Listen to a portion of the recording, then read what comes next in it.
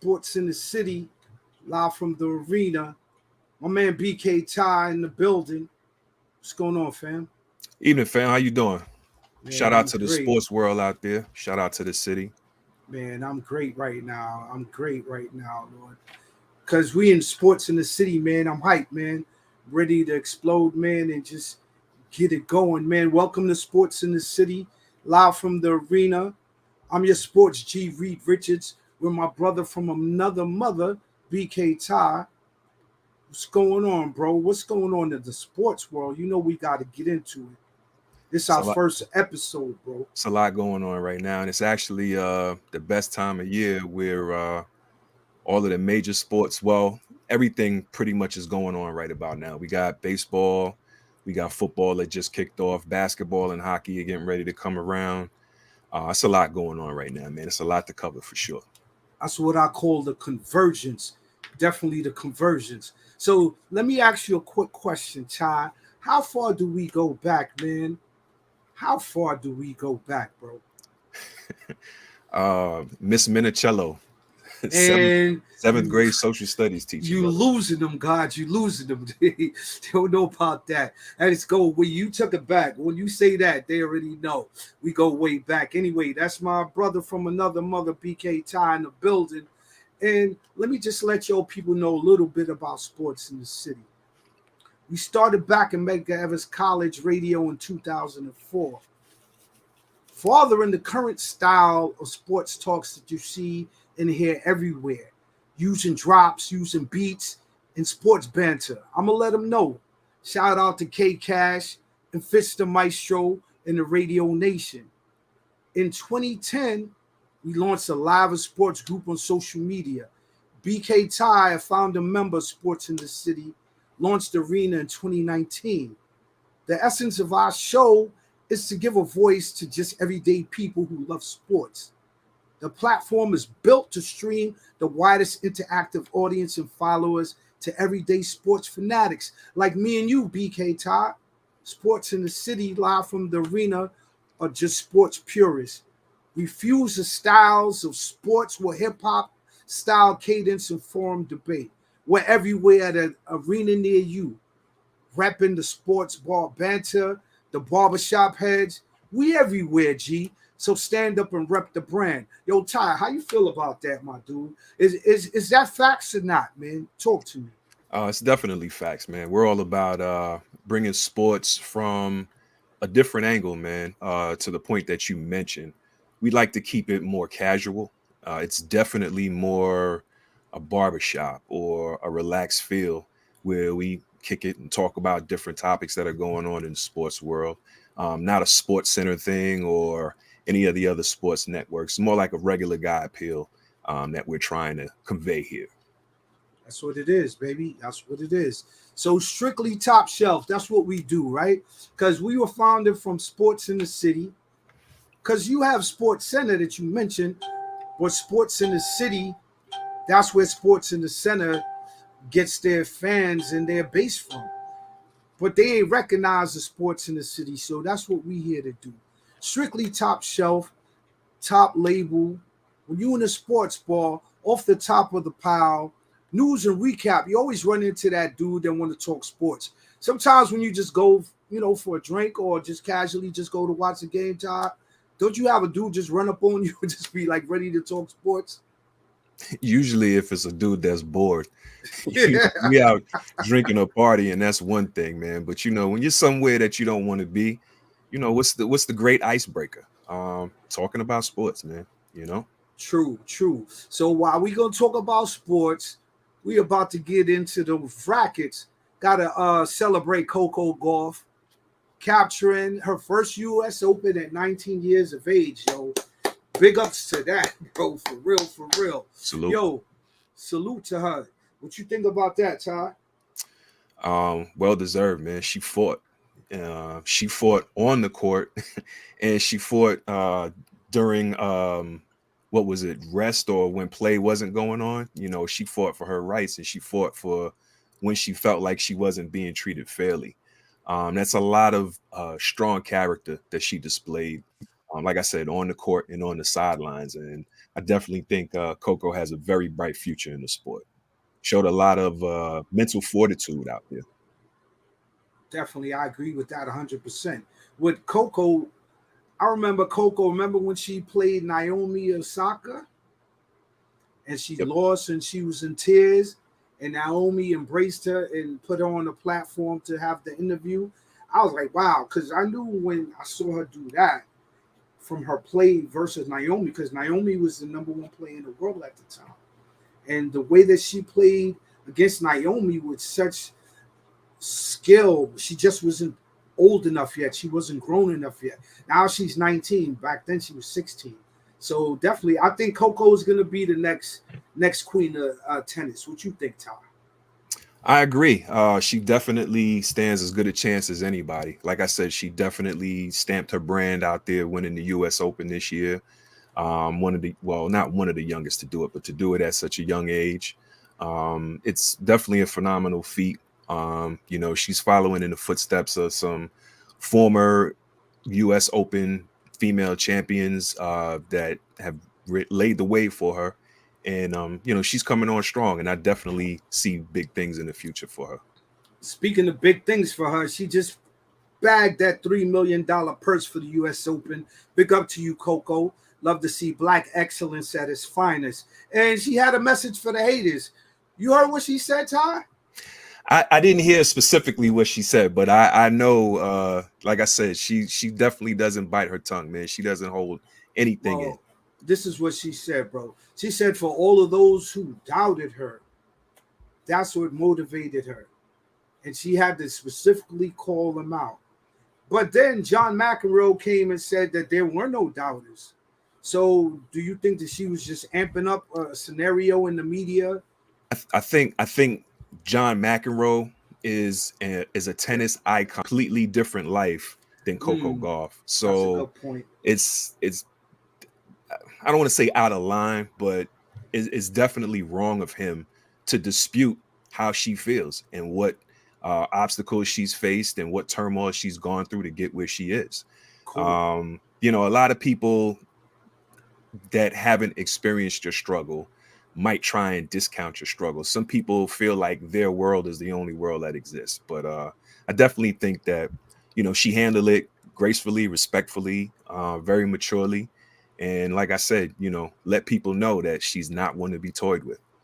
Definitely. Moving on to the men's side of the U.S. Open, Novak Djokovic bets Danill Medvedev for his record 24th major championship, and he ties Margaret Court's record of 24 major championships. Is he the GOAT? Is Djokovic the GOAT? Yeah. Right now it's starting to look like that, man. You know, Hmm. you know, you've had a lot of names. We just talked about McEnroe. You have Sampras. You got Borg in there over the years. You got a lot of great male tennis players that were out there, and Djokovic has put his stamp on the game to say that he's as deserving of that GOAT moniker as anybody in the game right now. It's 24, baby. Just so you know, Bjorn Borg and those cats, McEnroe and those cats, Jimmy Connors, those cats won like 8, 9 majors. Then you had Pete Sampras step it up to like 14. After you had Federer and those cats come on the scene, they took it into the high teens, and now Djokovic is at 24. So the only one that I see that's kind of beefing and disputing that is your man Nadal in Spain, because he's at 23. So he's been showing some shade. He didn't even congratulate your man for winning that U.S. Open. That's Maybe not publicly. I'm not nah. He aware. said period. He said Oh period. wow. He Okay. said period. So Joker paid tribute to Kobe. I think that was live, because Joker actually gave props to Kobe for instilling in him the Mamba mentality. The Mamba mentality lives, baby. What you feel about that, bro? Um, the Mamba mentality is I think something that anyone, sports or outside of sports, can grab onto for a little inspiration. And you know, Kobe was a phenomenal player. his second act after he got out of basketball. Yes, He looked sir. like he was about to do big things. Sure. And his death really brought to light how respected he was. Forget about liked, how respected he was and how much he inspired people. So to hear what Djokovic said about Kobe, it's not surprising at all. Not surprising. It's kind of surprising that he would pick Kobe or say, you know, Kobe was his inspiration out of anyone that he could have named. But I'm definitely not surprised at all. Definitely Kobe. The Mamba mentality lives. So we're going to move along, reaching the summit, right? Coach Prime. I had to say, I rock with Prime, man. Prime, Dion, you can't front on Dion. Prime time? Nah, come on, man. He leads Colorado University Buffaloes to a 3-0 start. They had a wild one against Colorado State, but what do you think about their start so far? And they have to face Oregon coming up this Saturday, and they're ranked number 10. Well, yeah, I think the easy part, well, I don't want to even say the easy part of their schedule, but the honeymoon or the cakewalk or whatever you want to call those first two games, that's over. Now the real tests begin for Dion, for Coach Prime and his Colorado put Buffaloes. Some respect on him. Absolutely. Yo, What's that man going to be doing his numbers. And what's going to be even more of a challenge is them doing it without their star two-way player Travis Hunter, who got put out of the game this Saturday on what many are calling a dirty hit by the Colorado State senior defensive back Henry Blackburn. Yeah, Henry, that was a dirty play, Henry. But I ain't gonna try to put hands on you. But come on, Henry, stop doing that. That was a dirty hit. You're a little more level-headed than most. From what I'm hearing now, he's been receiving death threats. I mean, Indeed. we know how fanatical sports fans can get. We know how sports can really bring emotion out of you. But to threaten someone's life over a game, I mean, and Coach Prime even mentioned it. You know, all the team forgave him. The team said it was something that happened in the heat of the game. Right. They left it there on the field. Travis Hunter's in the hospital. He said it's something that happened in the game. He didn't like it. He's out now, bro. Is he? Okay. He was online today. He was broadcasting today. So in his giraffe outfit. Yeah. Something like that. So he's back. But the time scale and when he's gonna be back is kind of really not really known right now. But hopefully Colorado can bounce back from the loss of not having Travis Hunter on the team. So we're going to see from there because they're going to face stiffer competition, as you mentioned, in Oregon. The Ducks are not coming to play around. They're not coming to quack. They coming to put that work in because they have a formidable line. So these 2 weeks are going to be a test. And then I imagine, Coach Prime, he is not the traditional college football coach that we're all used to. I imagine he's ruffling a few feathers with his bravado and his outspokenness. But one thing you can't take away from Coach Prime is that he is all about the job. He's definitely taking his job seriously, and he definitely cares about his players. So, indeed, he's magnetized that whole fan base in Colorado. But we're going to move on. Hopefully, they're successful against the Ducks this coming Saturday because I'm definitely riding with Coach Prime. Yo, the day after Jay Norvell made that podcast about the shades in the hat comment about his mama told him how to take his shades and hat off. Yes. That 1.2 million of those shades sold. Yep. Dion was like, "Thank you, Coach Norvell. I appreciate the help." Definitely. And he didn't have to pay him. Free. He got the promotion and he didn't even have to pay the exactly. Yeah. So in the top 20, let's look at the top 20 right quick before we move on to the NFL helmet to helmet. In the top 20, what teams are piquing your attention right now to be watched? Besides Alabama, we know Alabama is not where they normally are. So if you want to touch on Alabama, then so be it. But I think they got some work to do before they could be talked about in top shelf right now because they dropping in the rankings, bro. I'm I'm anxious to see what Notre Dame does, man. And also, Penn State, they're coming back up. They're rebounding nicely from all of that controversy a few years ago, with that coach. I won't even mention his name because of the stuff that he did. But yeah. Oh yeah, Michigan State, yeah, definitely. So the 10th ranked Oregon Ducks are going to face Colorado, who's ranked number 18. Colorado hasn't been in the top 20 in years, bro.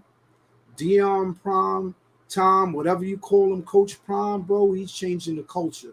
He's So absolutely changing the culture. He's changing the culture, and I think another thing that he's doing is he's actually bringing more fans to college football. I was at a party on Saturday, and after the party ended, everybody was inside watching that Colorado State right, game. people who don't even watch football, bro. Absolutely. And I ain't even gonna front.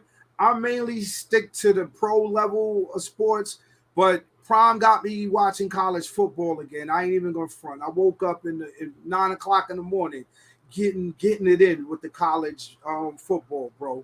So we definitely gonna touch on the top 20 rankings next week, and we're gonna talk about the games that are hitting in this coming weekend.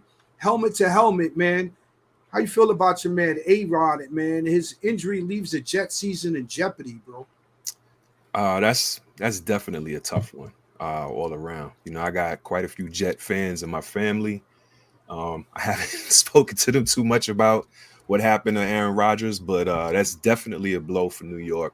4 plays into the season. Whoa, And whoa. They got hit that hard. four plays, Bro. and he went down. Sounded like Thanos was in the building. And there are so many different ways to look at this from a disappointment standpoint. You have the Jets, who are still on the hook for $75 million for Aaron Rodgers. He ain't going nowhere though. That's an aside. Well, the other thing is going nowhere. He's 39 and he suffered an Achilles injury. Not for nothing. That's an injury that's, I think, 10 to 12 months to recover from, just to get your normal walk and to be back functional as you were. And then as far as athletes are concerned, you're looking at another 6 to 8 months for you to get back the skill and the sharpness that you had. And at 39, well, here's the other question. So, all right, so before you go to the other question, the thing is this: at 39, he's not old. He's not an old man. He may be old for sports as being a starting quarterback. What are we talking about? All right, so can I say what I'm saying before you get it into your other question? What I'm saying is this: at 39, with the technology that you have now and his will and the way that he takes care of his body, you're hearing Saquon Barkley coming back from an ankle surgery. These players have their own will. They're not just going to go by, okay, you're going to take 6 weeks. Of course, if you just listen to what they say, they have some people that tell you you're going to die in 6 months or whatever prognosis they give you. So he's going to take that, and then he's going to do his rehab, and he's going to come back. Worst case scenario with Aaron Rodgers, bro, he could just be a pocket passer. He's not going to be able to scramble around anymore, and the Jets just have to beefing up that offensive line. Simple, period, point blank. He's coming back, bro. Mark my words on that. But they did lose to the Cowboys after the Cowboys routed the Giants. I'm sorry, that was your Giants. Watch your mouth. Nah. You don't tell another grown man to watch his mouth. You you talking about my G-men. You're talking about my G-men there, man. You're getting a little saucy, man. You're pouring salt on the wound. Come on, man. I'm just saying, we just talking sports, baby. We in the sports bar, baby. Yeah, but I got to give you credit. That Dallas train is looking pretty formidable now. They're a very quick defense. I'll tell you, I picked Dallas to win our division. I definitely picked Dallas to win that first week game against the Giants. I didn't expect us to get shut out. I didn't expect us to look as horrible as we did.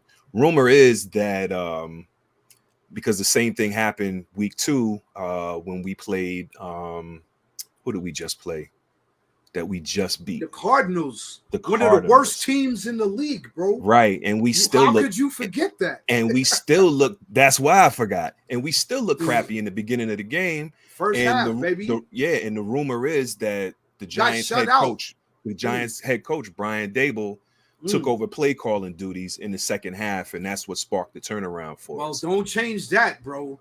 Well, we'll see, because he's denying it. He's saying there's no turmoil, Hey. there's no controversy. So Hey, we'll listen. see what happens. But if, ask me, I hope that he continues to call the plays if that's what got us back on track. Hey, it is. You should be more excited you guys pulled out that victory. That was the second largest comeback victory in New York Giants history, coming back by 21 points in that second half, man. Yeah. Is there a story to tell, man? Is it too early?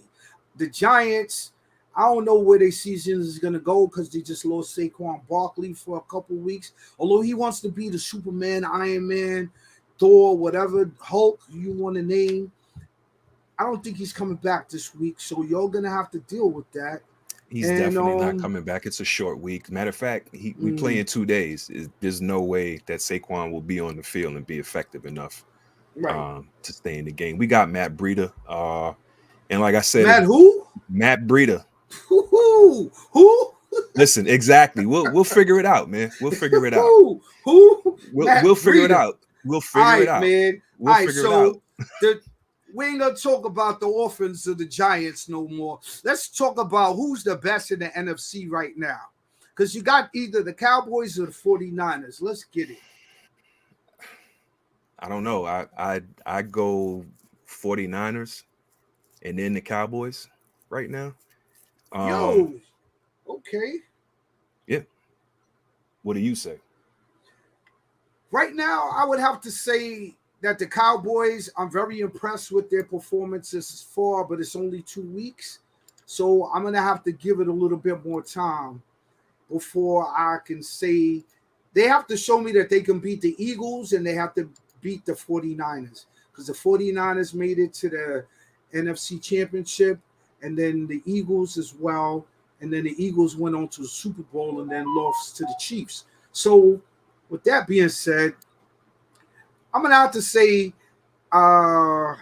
Eagles is not really looking good right now. So I'm going to have to say San Francisco 1, the Eagles 2, and the Cowboys 3. Until the Cowboys beat the Eagles or the 49ers, that's my top 3. What you think about the AFC?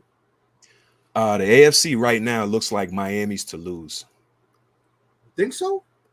They're probably the most potent offense. I mean, 2 games in, but right now they're looking like the most potent offense in the league. You can never discount Kansas City. I think Kansas City will definitely be there as always. But Miami right now is rocking on all cylinders. And I think the biggest thing that hurt Miami previously was Tua not being able to stay on the field.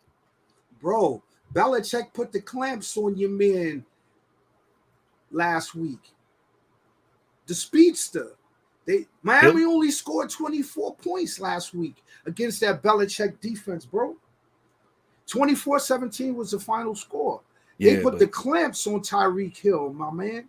So I would suggest to you that we got to give it a little bit more time, but I don't doubt Miami. But you think they're really Super Bowl ready to beat Kansas City? I mean, my way too Wishful early thinking. My way too early prediction for the Super Bowl right now, judging by what we've seen, would be San Francisco and I don't know. KC, they got beat by Detroit though in the first week. That was without their mans though. Kelsey was out, right? Pardon me. And your man Chris Jones was out, who was holding out on the contract dispute. Let me ask you another question. How big a difference do you think, or how big an impact do you think Eric Bieniemy not being there anymore will play in Kansas City's fortunes this season? Remember, he left and he went to Washington, I think it is. He's an OC for Washington right now. Understood. For the Commanders. Andy Reid, the head coach of the Kansas City Chiefs, is a brilliant offensive mind. Remember, he went to like 5 NFC championships, but he just couldn't win them. But he's always been an incredible coach, and he's going to have an incredible staff around him.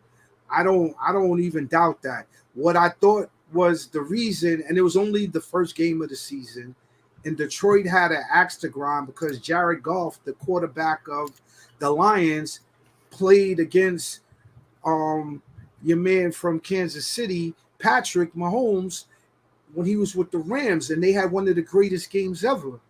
And the final score was like 55-52 or some crazy score, some college score game.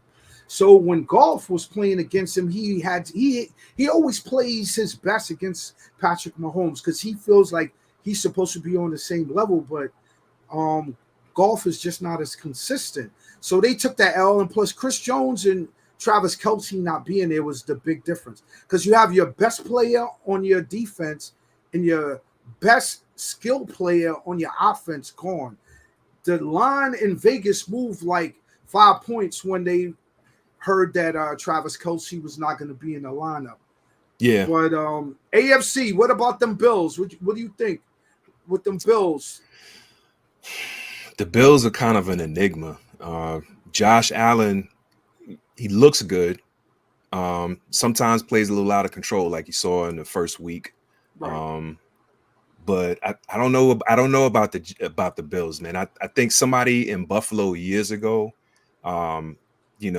pissed God off or something like that because because they got all that snow last year. The 4 straight AFC. Let's just go back to the 80s, the late 80s, the 4 straight AFC championship. Well, losing in the Super Bowl 4 times. How about that? So that's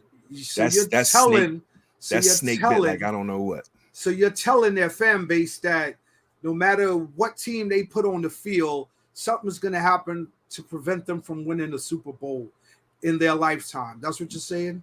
I think they're a good team, but yes and no, bro. You just said yes and no, bro. Come on, man. I definitely think they jinx, brother. So I gotta say, yeah. So I believe in the jinx. I believe in the jinx. So we're gonna move on from that, man. The Bills, man. You keep repping that brand though. I believe in the jinx. Live from the Diamond, man. The NL playoff race heats up, my G. What do you think about the NL playoff race right now? You got a lot of teams in play. You got the Cubs. You got San Francisco. And 2 games or less separate each team. What do you feel about that, my G? That's kind of crazy right there. I think you can never discount Houston. They find a way. We're talking about the National League first. Oh, I'm sorry. You're right. Talking about the National League. Yeah, bro. The Phillies right now, they have a 4-game lead. This is the NL wild card race, right?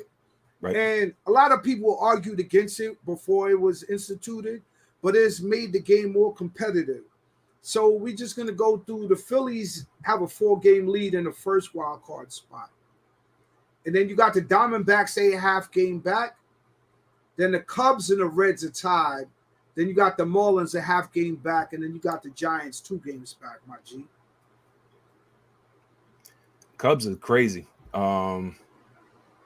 That's surprising. But end of the day, the top dog, Atlanta, I think, they're the beast right now in the National League that everybody got to look out for. They just lost like 3 straight, though, bro. Yeah. Yeah. The playoffs is about streaks. You can have the best regular season record, and you don't get hot at the right time. You don't walk away with the chip. You feel me? So we're going to move on to the AL because I see that's where you got your heart at in Houston. I thought you was a Yankee fan, but I am a Yankee fan, but where are we? Let's go. Where are we? Let's go. We talking about who I like or what I think. I mean, all right, let's go then. Houston is in first place in the wild card standings. They got a 1.5 game lead over the Rangers and the Mariners. And this has been real streaky because 1 week the Rangers lose like 3 games, then they win like 4. The most consistent team, to your point, although I was getting at you, the Astros have been the most consistent team. The Astros are dangerous. They're just a team that shows that all they have to do is get in it. All they have to do is get in it, and you have to watch out for them. You can't sleep on a team like Houston. They have the experience, and plus, bro, they'll do anything to win, man. They'll cheat your signs. I don't know. They might take your players out on the town one night, bro, and introduce them to the lifestyle in their town and get them caught up, man, and not really ready to rock, man. You can't put nothing past Houston. That was a team that got sanctioned for stealing during the whole playoffs, and they had to take a World Series from them, bro. But they did get vindicated when Dusty Baker came in and won his first World Series, and I was happy that they did that. Straight from the "Let He Without Sin Cast the First Stone" files.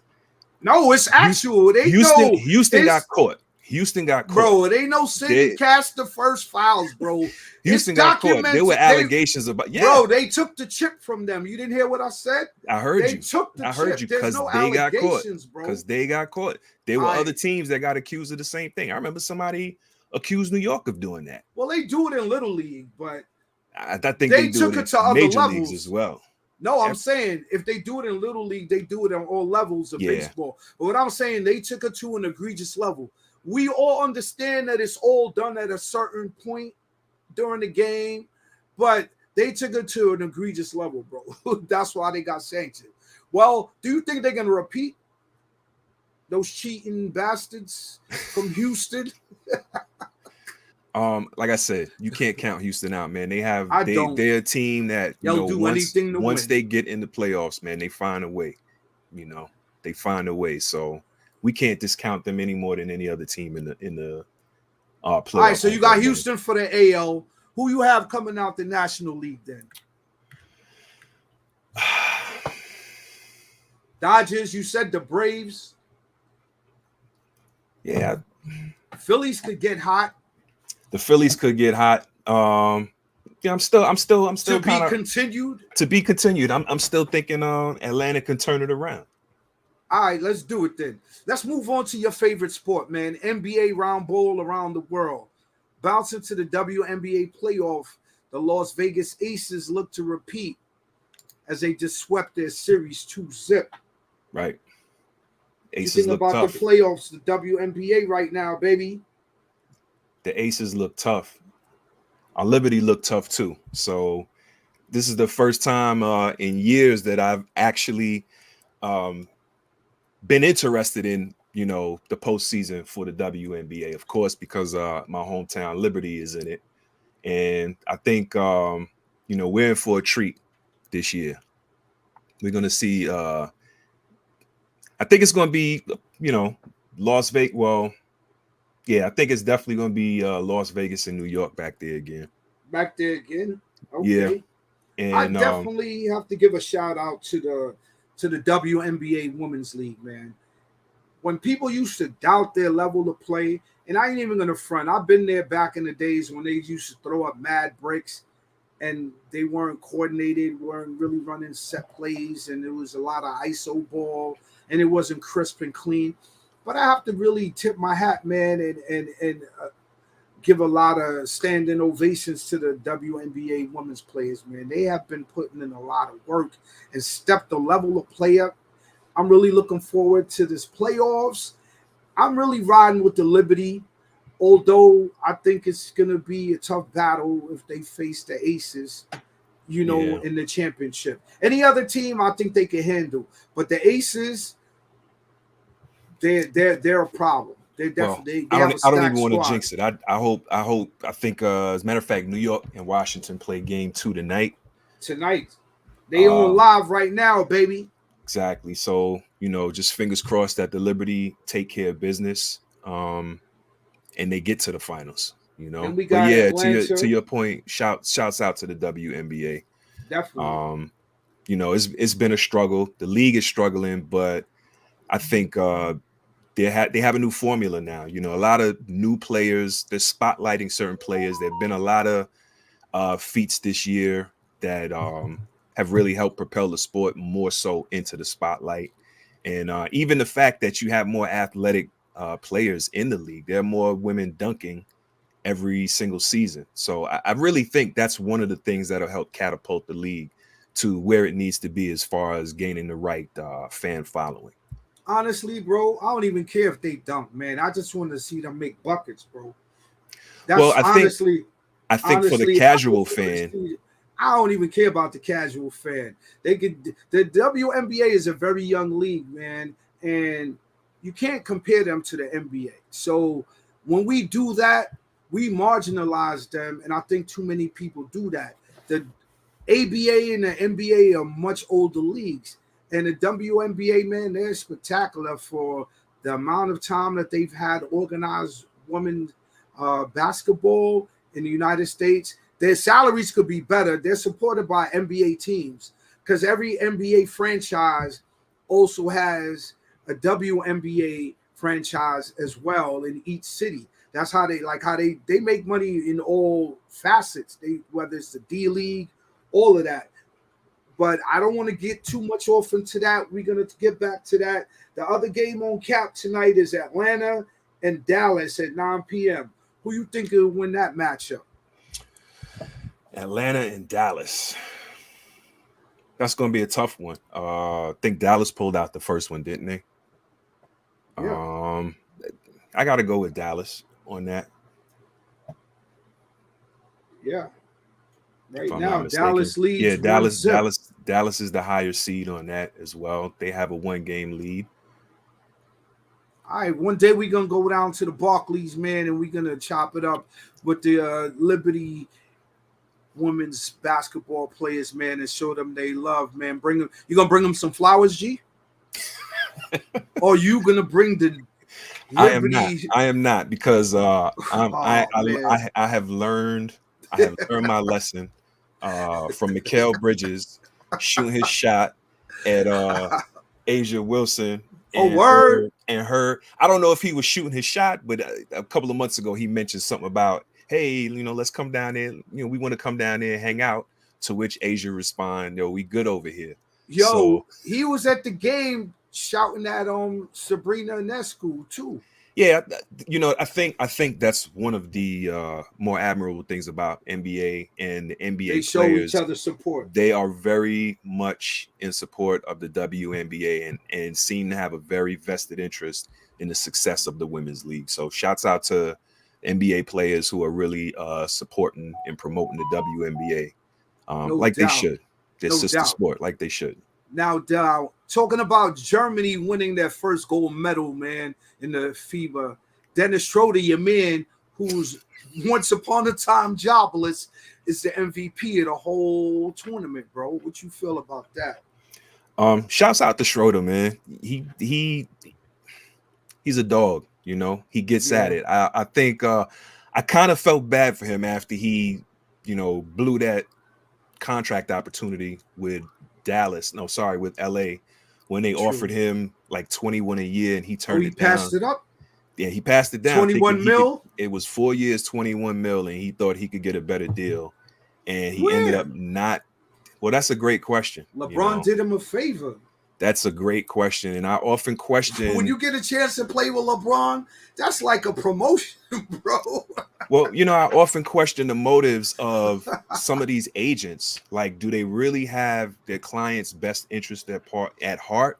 Or is it, they're trying to get the most money, just money, as opposed to situations? Because sometimes you can get your client a great deal, but at the end of the day, once that deal is over, you limit the opportunities, especially if that client is overpaid, as opposed to getting that client in a situation where he thrives and has more opportunities for a sustained career, and thereby giving you, the agent, your cut, so. Sounds like Dennis was representing himself, man. But shout outs to Dennis Schroeder, man, MVP of the FIBA World Cup. Definitely shout out with that in mind, man, who's the world champion? Germany, the Denver Nuggets, or whoever wins in the Olympics in 2024? The Olympic team is the world champion. Period. Point blank. Say less. What you think about these NBA players, man, and the load management problems? Are these rules illegal under the CBA?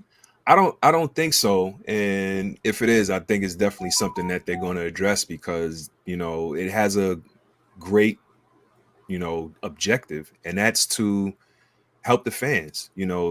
Imagine a fan, a father whose son want his son, all his son sleeps, drinks, and breathes is LeBron James. LeBron James is coming to Charlotte.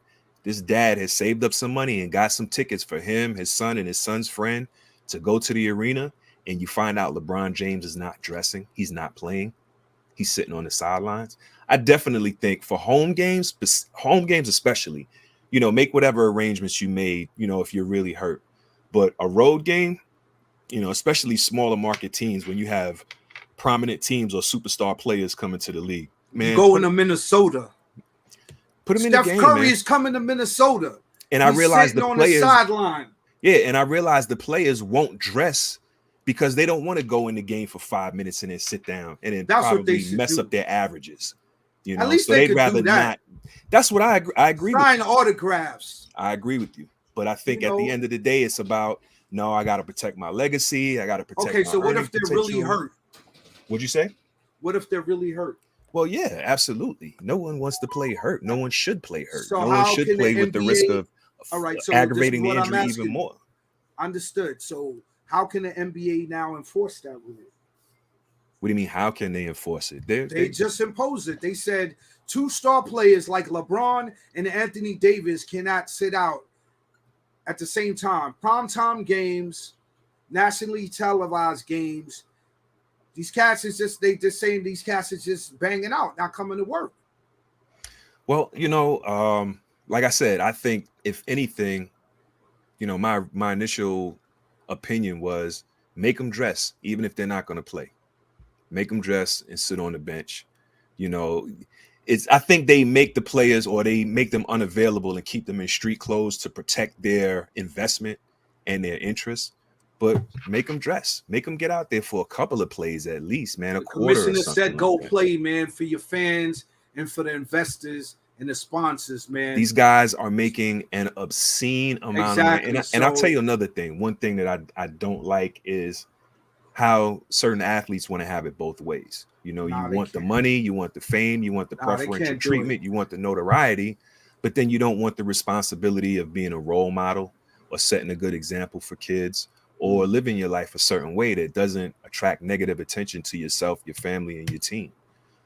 You can't be a regular person when it suits you and be a celebrity when it benefits you. Well, Charles Barkley, he got a whole school of them said, "I'm not a role model." And he was absolutely wrong. I think that comes along with the salary, that comes along with the adulation, with the posters, with the signatures, sneakers, the sponsors, with the sponsorships. You all have influence, a lot of that. It comes along with it. Somebody who did not use discretion with his influence is your man, Mel Tucker. He's in the abyss.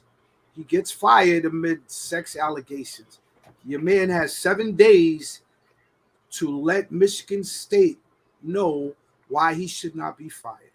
What you think about that? Yeah, so my understanding is there was a clause in his contract that if he's ever terminated with cause, he has 7 days to present his case to the athletic directors and the general body to dispute the accusations against him. And from what I understand, he's insinuating that he and this lady had a consensual relationship. And, you know, I kind of think about that. What do you mean? Okay, you're a coach. So that means you're not a man or you're not sexually active. So you can't have sex with anyone within what's in the contract? Is there like a distance radius from the college? I'll say this. Deal with somebody. I'll say this. Because allegedly he said, pardon me. Allegedly he said that the person made one appearance at the college and that was it. Yeah. I think much like I just mentioned about NBA players and when they choose not to be role models, I think any celebrity, any person in the public eye, especially that's making a lot of money for the position that they have that puts them in the public eye, you're expected to carry yourself a certain way. You're expected to adhere to certain standards. Much like Ime Udoka, you know, he lost his job with Boston behind a consensual, even though it was an affair, he was cheating on his, but it was consensual. That's my point, bro. But I think that they are putting these coaches under unreasonable expectations, because these owners and other people who are making these decisions and rulings over these coaches, you don't know what they do in their personal life and their background. And I just think it's unfair that their personal life is being put out in Front Street and they are still performing at their job.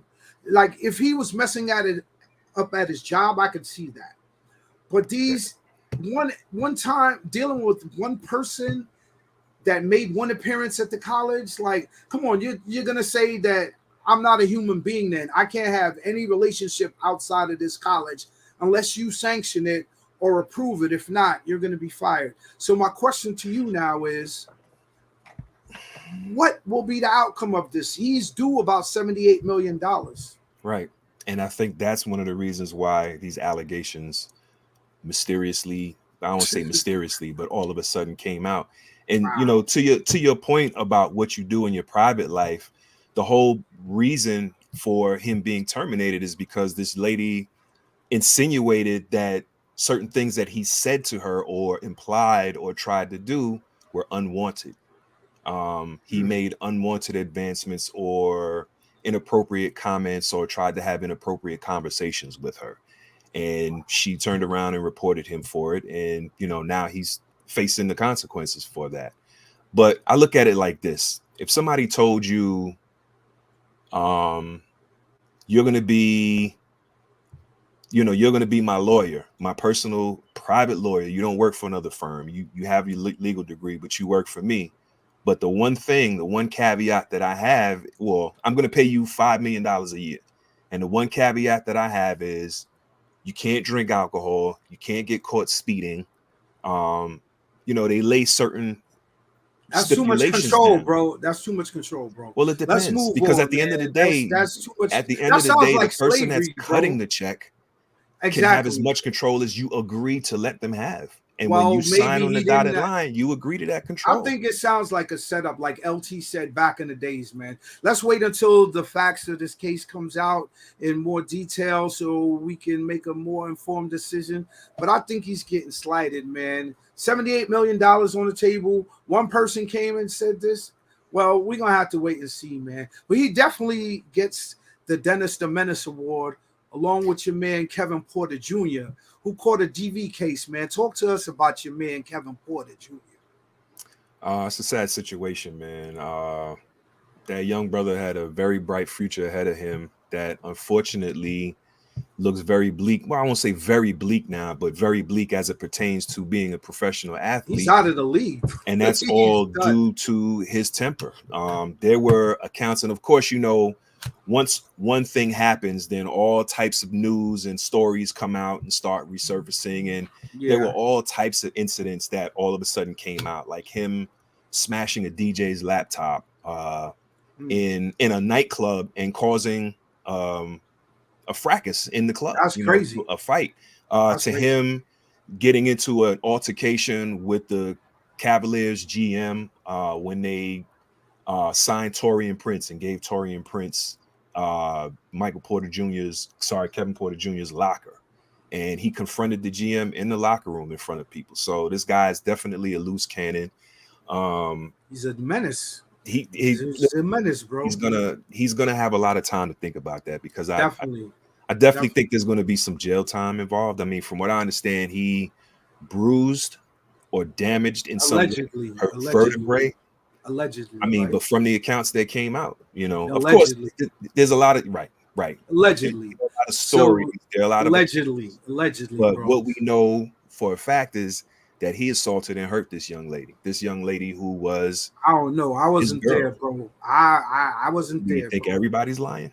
I don't know, bro. We gotta wait and see, bro. The case is still pending. So put it like this: as talented as he is, Houston's trying to trade him. Okay, because they don't need that. They actually just waived him, but they. All right. So what I'm saying to you is, whether he's guilty or not, they don't want that type of energy around the organization. That I can agree with you on. But allegedly, he did choke somebody out, strangulation, all that. The case is pending. We already know he's out the league.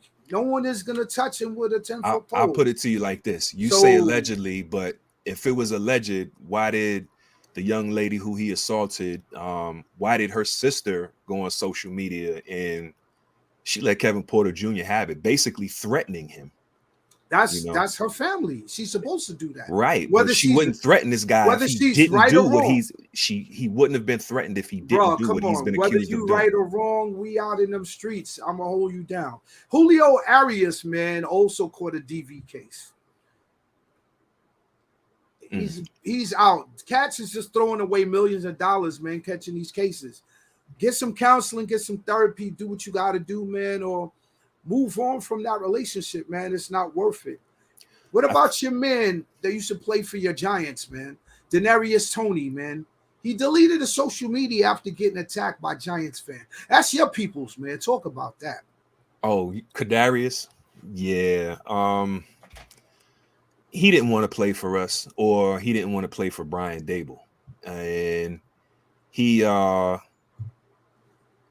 he's a professional troll, let's put it like that. Right. Giants fans had nothing nice to say about him once we traded him. He had nothing nice to say about Giants fans to this point where he's still trolling them. He trolled us after the Kansas City victory. Well, no, sorry. He trolled us after the Kansas City Super Bowl. And then again, he got right back up on that troll horse when we got blown out by Dallas in week 1. Yeah, I just think it's too much energy that Giants fans are giving this cat, man. But he deleted his social media account. Then he hopped back on.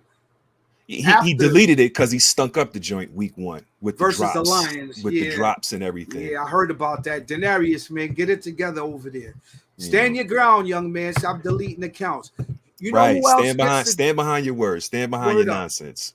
The Dennis the Menace Award continues. Your man Henry Ruggs, after say to sports athletes, be more responsible, man. You're getting millions of dollars. You got a lot of notoriety. Got a lot of attention out there in the streets, man. Be more careful, man. Think wisely. Henry Ruggs III, man, driving 156 miles per hour, drunken in his car, killed a young teenage girl, man, when he was playing for the Oakland Raiders, man. Athletes got to do better, man. Definitely. I just think it's a matter of accountability. I hadn't seen it as much in New York, but being here in Virginia, and my son's playing rec sports and AAU sports, and then one of my sons going on to play in high school sports. That's crazy. I seen from young how certain athletes, when they show promise, are treated. They're given preferential treatment. They're allowed to break certain rules without the same consequences as lesser talented children, and it's just a matter of them being pampered and coddled and let to get away with murder from when they're in elementary school, and it carries on all the way to when they eventually land in the league. I won't say a lot of them, but there are those who are just incapable of accepting responsibility for anything they do because of how they've been treated. And can you really blame them? They've been conditioned. I agree with that. I agree with that. If people, they're gonna get blamed, bro, for you since you were a child. Once you become an adult and you get to a certain problem level and you realize, all right, I'm on this on my own. It's different. Man, Kevin Porter Jr. is learning the hard way that they have to be accountable. There are a lot of them learning. There are a lot of them learning. It's a learning the hard way, man. Learning the hard way. It's one thing to make mistakes, but try and make mistakes that don't affect other people, man. Just yourself. When you affect other lives and hurt other people, it's not good. Definitely not, bro. And rest in peace to the families who were affected by those athletes who were not responsible. Moving along to the mass unit. What do you think about the turf and all the major injuries in the NFL, bro? Hey, listen, not to be insensitive or whatever. Shouts out to Chubb last night. My first pick in my fantasy draft this year. Oh, man. And he is done. And I saw the injury. I only saw it once. I did not want to watch it again. Shouts out to all of the news outlets that refused to show it because it was pretty gruesome. It was a Man, compound fracture. a human being's knee is not supposed to bend in the way that Chubb's knee bent last But night. it didn't break the bone though. It didn't break the skin though. Yeah, but still, the way it bent, the knee I is could not deal supposed to with bend that. that way, But to I your could point, deal or with to your that. It didn't to break your the initial skin. question, That would have been worse. yeah. But to your initial question, there's definitely been a cry around the league, especially from players and trainers and coaching staff to get rid of this artificial turf and let's get natural grass. I know it's not the most cost efficient thing to do. It's only but gonna be $18 million, bro. Yeah, but at the end of the For day, $1 billion industry, that's peanuts, bro. Your absolutely. man AROD is out. Your man Odell Beckham just tore up his ankle. Your man Saquon Barkley's injured. Yeah, it was about 4 or 5 running backs that are going to miss considerable amount of games due to injuries in the first 2 weeks. What about the rookie Anthony Richardson that plays for the Colts, right? Yeah. He fell on the turf, and now he has a concussion. He's going to be out. So, NFL, my message to you is stop being cheap, man. It's only going to cost maybe $15 to $18 million to change from turf fields to grass fields. And you can save your players time from being on the injured list, and you're not getting a return on your investment, because that's what they look at them as is an investment at the end of the day. Because right now, if you look at it, your man Leonard Fournette is out of the league at 28 years old. Yeah, Owners he might be are back now, in the league. Maybe, but owners are now cutting players at a younger age, and they're looking at it like this is around the time he's going to start to get injured, and that's what they're using to combat the argument to say that Nick Chubb should have got a bigger contract since he first got in the league. I don't know that they should have gotten a bigger contract, because at the end of the day, artificial turf or not, running backs take the most punishment in a football game, and they definitely have the shortest lifespan of any position on the field. With that being said, I don't know how you could really justify paying a running back more than a quarterback. I mean, the quarterbacks are protected for the most part by the league.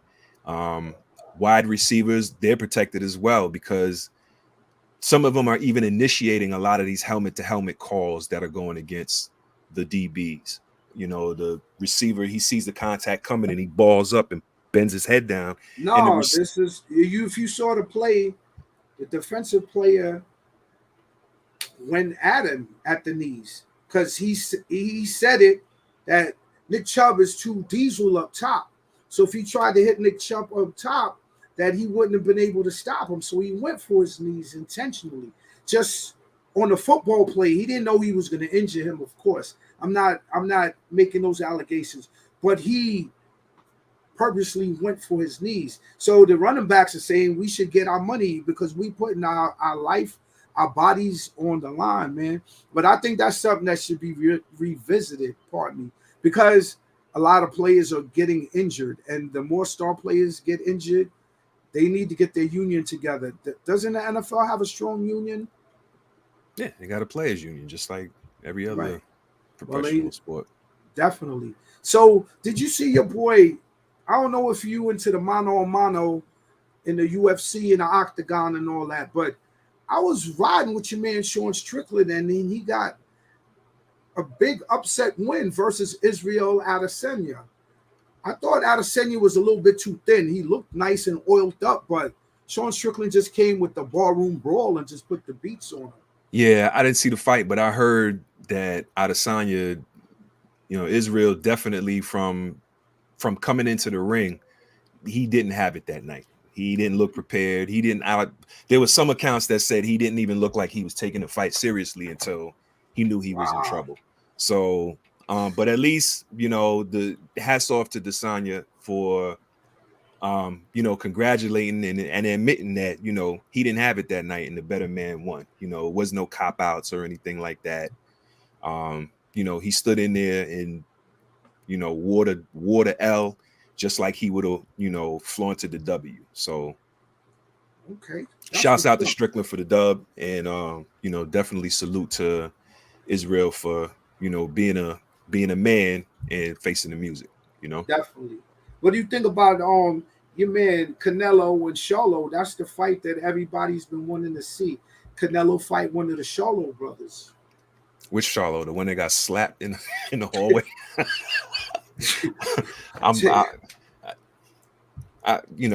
we'll see. We'll see what happens.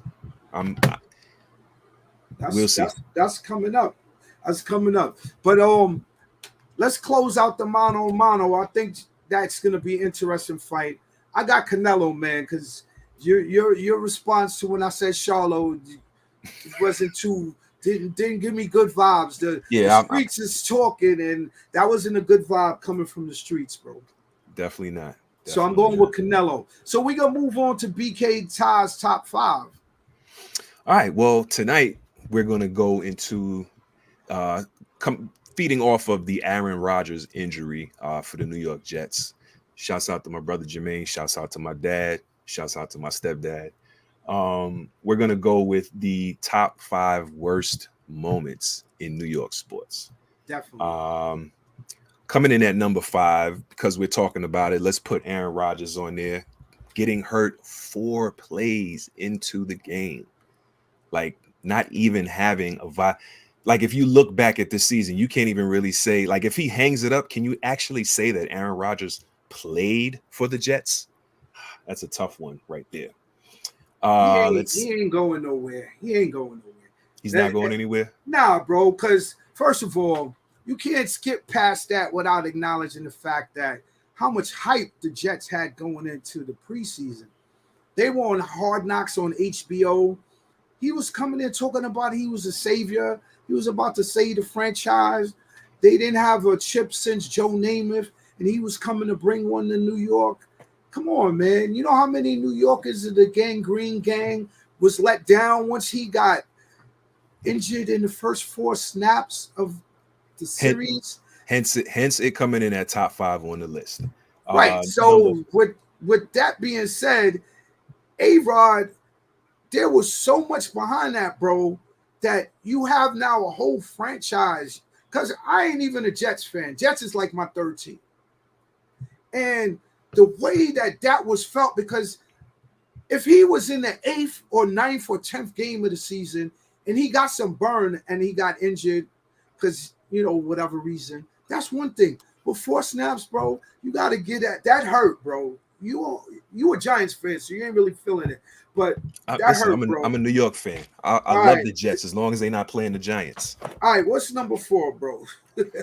Number 4 is a tie between Reggie Miller and the 8 points in 9 seconds to knock the Knicks out of the 1995 the choke game. Wow. Or 94 that was a dagger. With John Starks going 2 for 13 or whatever it was against Houston in the 94 finals. 3 for 18, man. Never forget it. 3 for 18. I gotta put I don't know which one hurt more. I think the one in the finals probably hurt more, but they were both big blows to New York basketball. Jordan was out the league. That was their window. That was the window.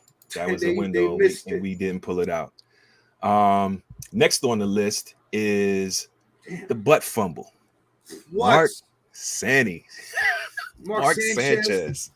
I don't know if it's as big a New York tragedy as it is a personal tragedy to be known when everybody looks at you or when they think of your name, they think of a butt fumble. That's a pretty hard pill to swallow, right? That was attached to New York, though. He was wearing a New York uniform. He was.